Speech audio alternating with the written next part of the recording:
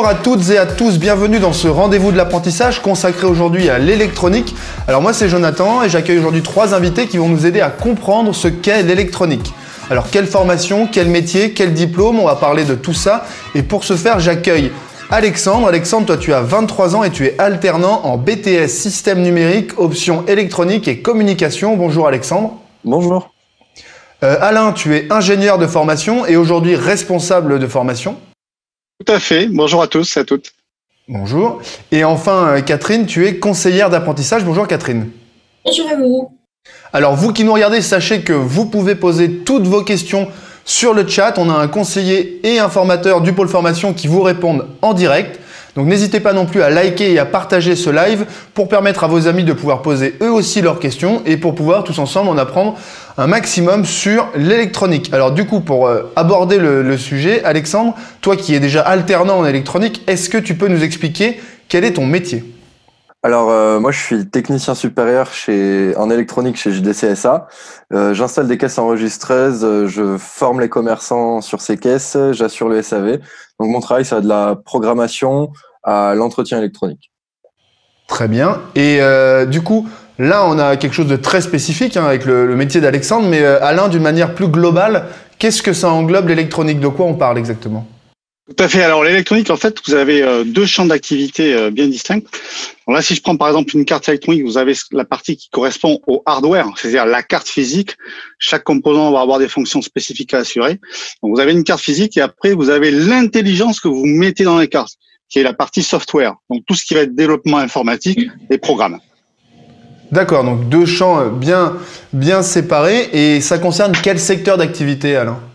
Alors, on va retrouver en fait des secteurs d'activité dans différents domaines. On va retrouver par exemple tout ce qui va être la maison connectée, la pose de système d'alarme, tout ce qui va être la domotique. On va retrouver également aussi des métiers en lien avec la fabrication de systèmes électroniques, de la TV, de l'électroménager, du Wi-Fi, de la micro-informatique, des systèmes médicaux. Voilà, ça couvre tous les champs de fabrication de produits.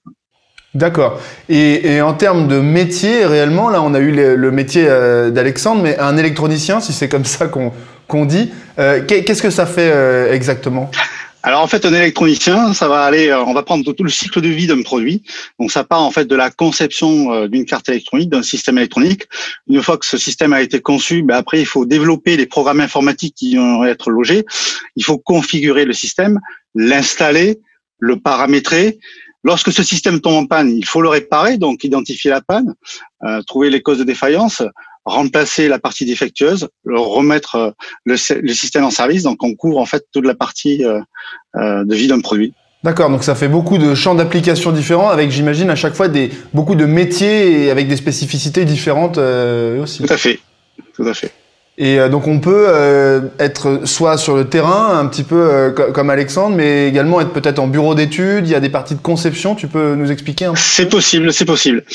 J'ai un exemple bien concret, donc un apprenti Adèle qui est en 2e année, qui aujourd'hui travaille dans une entreprise qui développe en fait des systèmes électroniques médicaux. Donc là en l'occurrence, il a pris en charge la conception d'un tensiomètre, donc à destination grand public, qui va être capable de venir prendre les fréquences cardiaques, la pression systolique, diastolique. Et pour pouvoir arriver à créer ce produit-là, il faut designer un certain nombre de cartes, choisir des composants, établir un cahier des charges. Donc il va en fait développer tout le processus de création d'un produit. Très bien, donc si vous nous rejoignez, on est en train de parler d'électronique, on vient tout juste de commencer. Donc voilà, tout en nous écoutant, commencez à poser vos questions, continuez pour ceux qui ont déjà commencé à poser vos questions aux conseillers et aux formateurs du pôle formation qui sont là pour vous répondre et répondre à toutes les questions que vous vous posez sur les formations, les diplômes. Nous, on va continuer. Et pour ce, Alexandre, je voudrais savoir un petit peu, toi, quel a été ton parcours avant l'alternance et pourquoi tu as choisi l'alternance ? Alors avant l'alternance, j'ai d'abord passé mon bac technologique orienté vers l'industrie. Ensuite, j'ai intégré un IUT, donc formation classique en salle tout le temps, en classe. J'ai pas trouvé d'intérêt, je m'ennuyais en fait, donc je suis allé à la fac d'économie et gestion pour voir autre chose. Ensuite, j'ai tout arrêté, j'ai travaillé et j'étais bien à travailler. Et du coup, je voulais quand même reprendre des études parce que ça m'intéressait, mais je voulais pas retrouver l'ennui que j'avais en cours. Et donc, j'ai fait le choix d'une formation courte comme un BTS en alternance. comme ça, je retrouvais un intérêt aux études et ça m'a donné envie de continuer. Oui, c'est ça, ça t'a permis donc de revenir sur le chemin de l'école, on va dire, tout en gardant un pied dans le monde professionnel que tu avais déjà découvert par ailleurs, quoi. Exactement. Et du coup, Catherine, est-ce que c'est un parcours, on va dire, classique? Est-ce qu'il y a un parcours vraiment classique? D'où viennent les jeunes que vous accueillez au centre de formation? Il n'y a pas vraiment de parcours classique. L'avantage de l'alternance, c'est aujourd'hui l'apprentissage plus particulièrement, c'est que la typologie des publics accueillis est très variée. On peut avoir des personnes qui sont issues d'un parcours classique, comme des personnes qui ont déjà eu un premier parcours de formation et qui veulent se réorienter. C'est tout à fait possible de les accueillir. Il y a de nombreuses passerelles qui existent et de nombreuses possibilités d'accession à l'entrée en apprentissage. Et notre rôle, c'est de favoriser justement et de trouver des solutions pour pouvoir intégrer au maximum les profils accueillis. D'accord, parce qu'il y a tout type de profil aussi. Est-ce qu'on peut venir quand on a même plus longtemps que Alexandre, par exemple, quitté l'école? Est-ce qu'on peut revenir? Vous avez des offres pour ceux qui sont vraiment en reconversion professionnelle? Absolument. Comment ça se passe?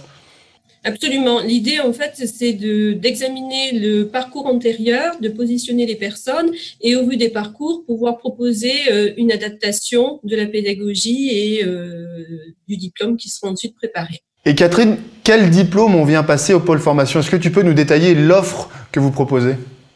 Alors, au pôle formation, en électronique, on peut se former du bac pro jusqu'au diplôme d'ingénieur en apprentissage. À côté, il existe des passerelles qui sont possibles, que ce soit des bachelors ou des qualifications professionnelles. Et alors, toi, Alexandre, donc toi, tu as choisi le BTS. Et une fois qu'on est au pôle formation, explique-nous un petit peu comment ça se passe en termes de cours. Vous avez des matières générales, une remise à niveau, des cours en atelier. Tu peux nous expliquer un petit peu ton quotidien au pôle formation? Alors, au pôle formation, je passe un BTS, donc ça reste un BTS classique, je dirais, avec les matières du type français, maths, physique, anglais, qui, elles, sont dispensées en classe et en cours normaux. Et après, on a tout ce qui est électronique, programmation, soudure, tout ce qui se rapproche de l'industrie et du technique. On a des salles spécifiques avec du matériel qui est à jour. C'est ce qui est utilisé actuellement dans l'industrie et c'est ce que j'utilise au travail. D'accord. Et du coup, Alain, ce matériel qui est à jour, ça c'est ton rôle, c'est ça, de tenir le matériel à jour et de s'assurer que ce que vous voyez au pôle formation est complémentaire de ce que les jeunes vont pouvoir voir tout à fait, en entreprise pour qu'il n'y ait pas un écart trop grand entre les deux et que même ça soit le même univers, c'est ça? Exactement. Donc là, effectivement, ça fait partie aussi de mon job de vérifier que les équipements qu'on utilise sont encore up-to-date. Et en particulier, on a même investi dans des équipements qui vont même au-delà de ce qui est fait aujourd'hui de manière industrielle. On est aussi à la pointe du progrès sur des équipements de type impression 3D électronique, où on est capable directement de venir créer un circuit par dépôt de colle chargée en argent. Voilà. Donc c'est des nouveaux procédés qui viennent juste d'émerger pour dire qu'effectivement au pôle formation, on a vraiment du matériel qui est au top d'un point de vue technique. Ouais, donc on s'assure de former les jeunes pas seulement à ce qu'il y a aujourd'hui dans l'entreprise, mais aussi à ce qu'il va pouvoir y avoir demain dans le monde de l'entreprise, c'est ça? Tout à fait, tout à fait.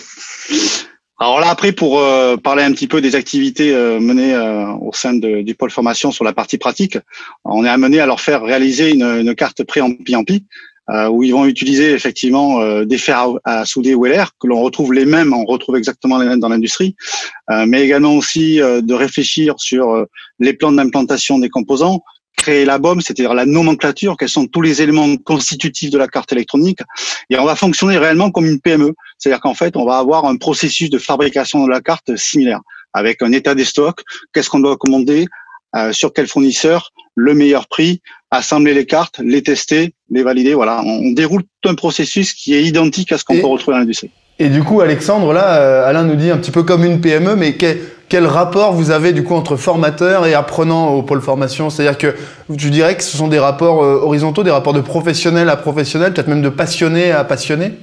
Oui, totalement. Contrairement à ce que j'ai pu vivre au lycée ou même à la faculté, là on a des intervenants qui viennent directement de l'industrie, donc c'est leur métier et les rapports sont vraiment pas les mêmes. On peut parler après les cours avec nos professeurs par passion avec eux. Et du coup, tu parles de passion. Toi, qu'est-ce qui te passionne dans ton métier? D'où te vient cette passion pour ton métier et qu'est-ce qui te passionne? Moi, ça m'est venu en voulant comprendre comment marchait tout ce qui était autour de moi, que ce soit mon ordinateur, ma télé, mon téléphone, tout ça. Et qu'est-ce qui me passionne, je dirais, c'est l'innovation. C'est en perpétuelle innovation, donc c'est pour ça que je trouve un intérêt. On s'ennuie jamais. Tu voulais savoir comment fonctionnaient les choses. Aujourd'hui, tu sais comment fonctionnent les choses. C'est ça la magie un petit peu finalement de… C'est ça. Enfin, j'ai les outils pour pouvoir comprendre comment fonctionnent tous mes appareils électroniques. Et alors du coup, par rapport à ton rôle plutôt là du côté entreprise, comment tu te sens intégré et comment tu définirais ta place dans l'entreprise dans laquelle tu travailles?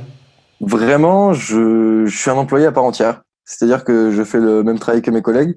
Il y a eu une première période, je dirais la moitié de ma première année de BTS, où on m'a un peu protégé, on m'a chouchouté.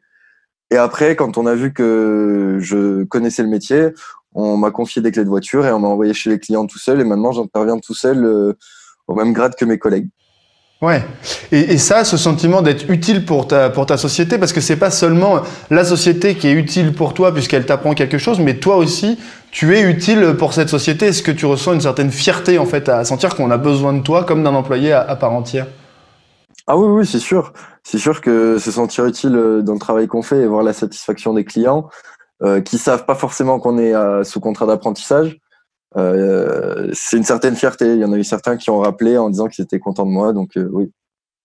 Et Alain, cette fierté, cette envie de vraiment faire partie de quelque chose, de savoir comment fonctionnent les choses et de sentir qu'on nous fait confiance, c'est pour ça que les apprentis viennent au pôle formation aussi? Alors justement, ce point-là est vraiment un point très très important. Alors là, je parle aussi en tant qu'ancien maître d'apprentissage. Lorsque j'étais dans l'industrie, j'ai effectivement accueilli pas mal d'apprentis. Et donc, j'étais de l'autre côté de la fenêtre. Et c'est vrai que pour un jeune, le fait de se sentir important au sens où il apporte de la valeur ajoutée, c'est vraiment capital dans son épanouissement. Donc ça, c'est vraiment un moyen, d'arriver à crédibiliser et à se rendre indispensable aussi en entreprise. Et alors effectivement, Alexandre a réussi à franchir le pas. Mais voilà, tout le challenge, il est justement de passer d'un être qui va être simplement dirigé par les autres jusqu'à lui-même créer de la valeur ajoutée. C'est ça, et devenir autonome et se réaliser exactement. Dans son travail. Exactement. Ça, c'est très important. Du coup, pour en arriver là, il y a un autre challenge qui est celui de la recherche d'entreprise, parce que d'abord, l'entreprise, il faut évidemment la trouver. Et toi, j'aimerais que tu nous expliques comment ça s'est passé pour toi, Alexandre, à ce niveau-là. Tu l'as trouvé comment, ton entreprise? Alors, j'ai utilisé 3 méthodes, je dirais. Alors, j'ai postulé sur Internet aux offres que je pouvais trouver. J'ai été moi-même démarcher les entreprises avec mon CV de la main à la main, quoi. Et le pôle formation, en fait, m'avait demandé mon CV parce que certaines entreprises leur expriment le besoin d'apprentis dans tel secteur ou tel secteur. Et donc, moi, c'est la dernière option. C'est grâce au pôle formation que j'ai trouvé mon entreprise. D'accord. Et alors, du coup, là, j'ai envie de m'adresser aux jeunes qui nous regardent et de leur dire, je sais que ça, c'est toujours un sujet qui vous inquiète. Personne aime chercher du travail, hein. C'est évident, c'est pas facile. Et du coup, Catherine, je voudrais que tu t'adresses à eux et que tu leur expliques comment, là, on voit que c'est le pôle formation qui a aidé Alexandre à trouver son entreprise. Comment vous aidez les jeunes de votre côté à trouver des entreprises, justement? Effectivement, l'idée pour les jeunes gens qui nous regardent, c'est de s'adresser le plus tôt possible, je dirais, nous contacter, venir vers nous, afin qu'on puisse vous prendre en charge et on vous accompagne tout au long jusqu'à la signature du contrat. L'accompagnement, ça passe effectivement par déjà rencontrer les formateurs, les responsables de formation, valider votre projet professionnel, revoir votre CV, c'est ce qu'on appelle la phase de technique de recherche d'emploi, de façon à ce qu'il soit directement opérationnel et qu'il intéresse les entreprises, mettre en valeur en fait ce que vous avez pu acquérir, parce que vous pensez ne pas avoir de qualité ou déjà des compétences, mais le fait de mettre en avant ne serait-ce qu'une passion, d'être intéressé par, je ne sais pas moi, de la mécanique ou voilà, comme le disait Alexandre, moi j'ai envie de savoir comment fonctionne la maison connectée, tout ce dont je me sers. De mettre en avant, c'est un plus, un atout. Et ensuite, nous, on prospecte tout au long de l'année les entreprises, on travaille avec elles, on les connaît bien. Et en fonction des profils que nous accueillons, on oriente les jeunes gens vers les entreprises. Donc, j'ai envie de dire, contactez-nous le plus tôt possible, venez nous voir, on vous fait visiter les plateaux techniques, on vous fait rencontrer les formateurs, comprendre le métier, en quoi ça consiste, et on vous accompagne jusqu'à la signature du contrat. Ouais, j'aime beaucoup cette idée, c'est pour ça que je trouve que c'est bien que les jeunes retiennent ça. Même si vous n'avez pas d'expérience professionnelle, vous avez déjà des passions, des choses qui peuvent intéresser, qui peuvent montrer à une entreprise que vous avez déjà un parcours, que vous avez déjà commencé à vous intéresser à des choses. Et ça, c'est très important de le valoriser. Et du coup, toi, Alexandre, tu gagnes combien en tant qu'apprenti? Alors, en première année, j'avais 21 ans. J'étais à 760 €. Et là, en fin de deuxième année, à 23 ans, donc, je touche 960 € qui me permettent d'accéder à la prime d'activité, ce qui fait que je touche 1100 € net par mois. D'accord, donc on est sur un vrai salaire, hein, ce qui te permet de vivre tout simplement. C'est avec ça que tu vis, quoi. Totalement. Je paie mes factures, ma voiture, mon appartement, mon loyer, tout. D'accord, et cette rémunération, elle est calculée comment? Est-ce qu'il y a une grille en fonction de l'âge, du niveau? Tu peux nous expliquer, Catherine? Oui, la rémunération de l'apprenti varie en fonction de son âge, en fonction de l'ancienneté dans le diplôme et des conventions collectives applicables aux entreprises. Donc, il faut savoir que le barème, le salaire est calculé en pourcentage du SMIC. Alors, pour un jeune de moins de 18 ans, ça démarre à peu près à 500 €. Et pour les plus, je dirais, âgés, donc à partir de 26 ans, on va jusqu'à 100% du SMIC, soit 1500 €. Quand on est alternant après 26 ans, on est payé au SMIC. 100% du SMIC, absolument. Commence à se rapprocher un petit peu de la fin. Toi, l'avenir, comment tu l'imagines, Alexandre, ton avenir? Alors, à moyen terme, honnêtement, là, j'ai postulé dans des formations du type licence pro et école d'ingénieur. Donc, dans des formations qui m'intéressent. Et si je suis pas admis dans ces formations-là, je me vois aller travailler et reprendre mes études plus tard. Parce qu'on peut commencer un contrat d'apprentissage jusqu'à 29 ans révolu. Ce qui fait que je me vois peut-être à 33 ans sortir fraîchement d'une école d'ingénieur. D'accord. Donc du coup, pour quelqu'un qui avait voulu quitter l'école et qui se sentait pas bien à l'école, finir quand même ingénieur, enfin, c'est quand même un sacré parcours, quoi. Totalement. Ça te surprend toi-même, non? Ouais. Ah oui. oui, j'ai retrouvé un intérêt à aller à l'école, j'avoue. Et alors, du coup, toi, Catherine, est-ce que les deux voies là qui s'ouvrent à Alexandre, c'est-à-dire soit continuer ses études, soit aller dans le monde du travail, c'est globalement le choix qui se pose à tous les jeunes qui arrivent au moment de leur diplôme? Oui, effectivement, c'est ce qu'on retrouve le plus souvent, hein. Soit le jeune continue à se former, poursuit ses études, soit effectivement, il part vers la vie active, hein. Il faut savoir que l'apprentissage, c'est une bonne façon finalement d'intégrer le monde professionnel, trouver un emploi, parce que les entreprises qui font le choix de recruter un apprenti, elles ont de l'emploi derrière. Et si elles font ce choix-là, et ça, je voudrais vraiment adresser ce message aux jeunes qui nous regardent, c'est que c'est un choix qui a été réfléchi, mûrement réfléchi, et l'objectif, c'est de garder la personne parce qu'elle va être façonnée à ce qu'attend l'entreprise. Donc ça, sachez-le, si vous êtes accueilli, vous serez bien accueilli en entreprise et elle garantira votre parcours et votre réussite. Et ça, j'ai vraiment envie de le souligner. C'est important. Très bien.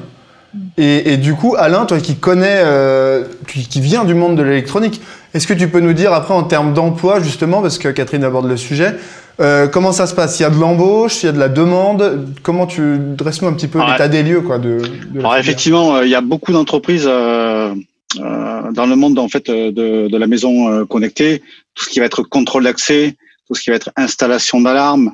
On a également aussi des activités dans la fabrication de cartes prototypes.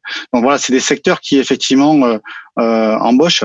Moi, ce que je peux voir, c'est que sur les 2 dernières promotions qui sont sorties, nous avons pratiquement 50% des jeunes qui s'insèrent directement dans le monde du travail et 50% qui continuent des études. Ok, donc maintenant on approche de la conclusion et Alain, je voudrais que tu expliques aux jeunes qui nous regardent quel message tu souhaiterais qu'ils retiennent. Quelle est pour toi l'idée essentielle, ce que tu voudrais, s'ils devaient repartir avec quelque chose, ça serait quoi?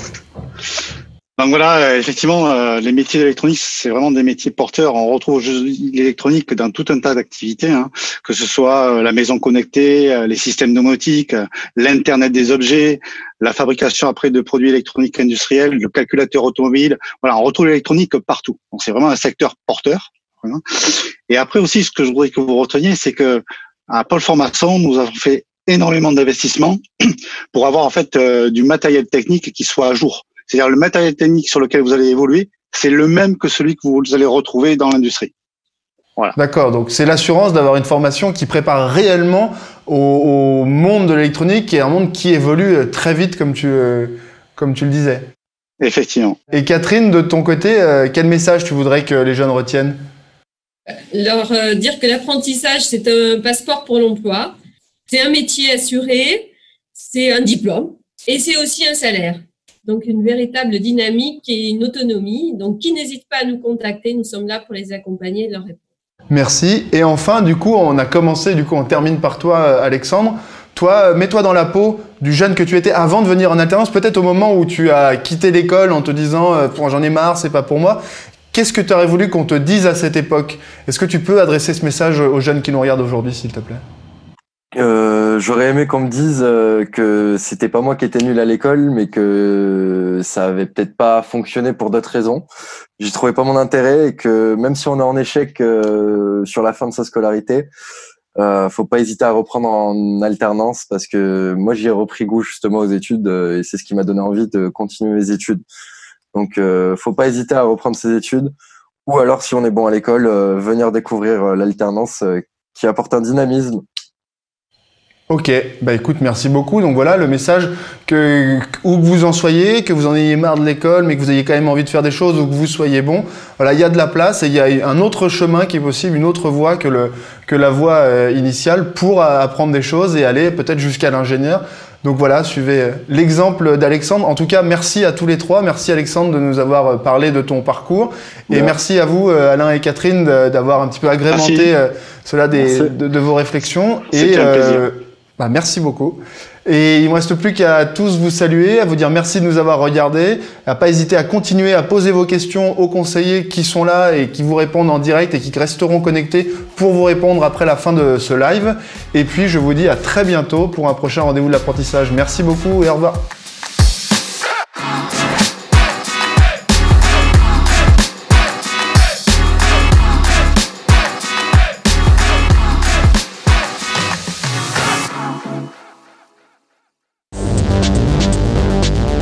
Faire quelque chose de concret. Avoir un bon salaire. Travailler en équipe. Avoir des responsabilités. Être créatif. Avoir l'avenir qu'on imagine. C'est faire son choix. Viens découvrir les métiers de l'industrie au pôle formation UIMM.